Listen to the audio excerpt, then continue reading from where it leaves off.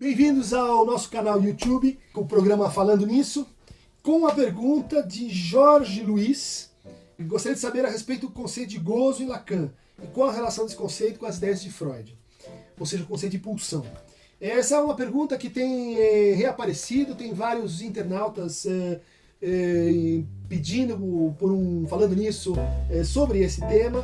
Então nós vamos juntar essas perguntas para tentar explicar em 5 minutos a noção de gozo em Lacan. Jouissance, para começar, é uma palavra feminina em francês e que exprime para o Lacan um tipo de variedade da relação de prazer e desprazer, de dor e de não dor.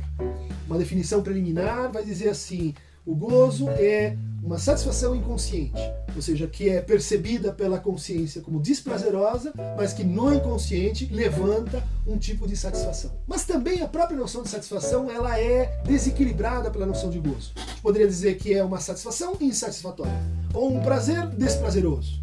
Ou seja, é algo no limite, é algo na transição entre essas experiências que para nós formam assim pares de opostos muito claros e distintos. A noção de gozo em Lacan, ela está profundamente ligada com a ideia de repetição.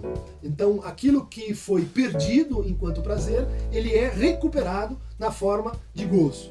Isso aparece, por exemplo, no xiste, na piada que a gente ouve, não tem como dizer de rir de novo para si mesmo, então a gente conta essa piada, a gente passa essa piada adiante, se identifica com aquela pessoa que está rindo e então recupera ein Stück Genuss, um pedacinho de gozo. Essa ideia de que o gozo tem que ver com a repetição já nos envia ao entendimento que o Lacan tem sobre as teorias das pulsões em Freud.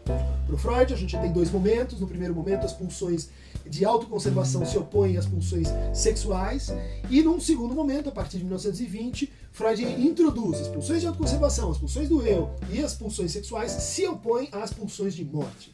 E aí ele redefine a ideia de pulsão, ele dá um novo conceito para a noção de pulsão, recorrendo à ideia de que a pulsão é, antes de tudo, um retorno ao estado anterior. Ela é um trabalho de voltar ao momento anterior.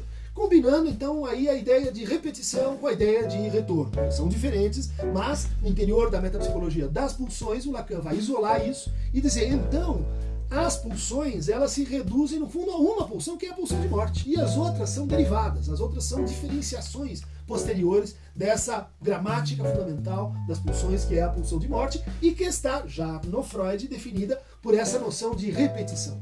Portanto, o gozo se apresenta como uma substância, a única substância que haveria em psicanálise, mas que tem essa curiosa propriedade de ser autodiscordante, uma substância que exprime a relação de contraidentidade e de perda de unidade ao nível do sujeito, porque é essa a característica da pulsão de morte. Ela tende à fragmentação, ela tende a separar, ela tende, como Thanatos, a reduzir a atenção a nada. Daí a ideia de retorno, no final das contas, ao inorgânico. Pois bem, a noção de gozo no Lacan, no primeiro momento, está definida pela ideia de que o gozo só é acessível na escala invertida da lei do desejo. Ou seja, o gozo é uma espécie de bônus, uma espécie de acréscimo que acontece na medida em que o desejo pode circular, o desejo pode se renovar, o desejo pode ser posto em ato. Mas, como tal, enquanto experiência gozante, ele está interditado a quem fala, ele está fora do corpo, ele é essencialmente proibido. Isso aparece no seminário 7, com essa ideia de que a mãe, a coisa, é aquele objeto que está por estrutura perdido, que é um furo, que é um buraco, que é um vazio, e que, portanto, o gozo do incesto é impossível. O gozo com a coisa perdida é irrecuperável. Logo, portanto, a noção de gozo ela fica aproximada da noção de impossibilidade, ou de impossível. A partir de um determinado momento, essa ideia vai se transformar e é um momento no qual Lacan introduz a noção de objeto A, que é simultaneamente causa de desejo, mas também o condensador de gozo de um sujeito. É aquele lugar em que o seu gozo está posto na forma máxima, que é, portanto, a forma máxima da sua alienação, chamada também de fantasia. A partir disso, portanto, o gozo vai ser redescrito, ele vai ser incluído, por exemplo, nos discursos. E no caso do discurso de mestre, é um discurso que está extraindo um mais de gozar. Ou seja, dentro dessa repetição, do laço com o outro, da impossibilidade de gozo, o discurso de mestre extrai um a mais de gozar, em homologia com a noção marxista de meia-luz, de mais-valia. né? Então, algo que se expolia, algo que se retira do processo e que se adiciona ao processo, transformando. O gozo, nesse chamado então último Lacan, a partir do seminário 20, 23, 24, vai ser distinguido entre o gozo do lado homem e o gozo do lado mulher.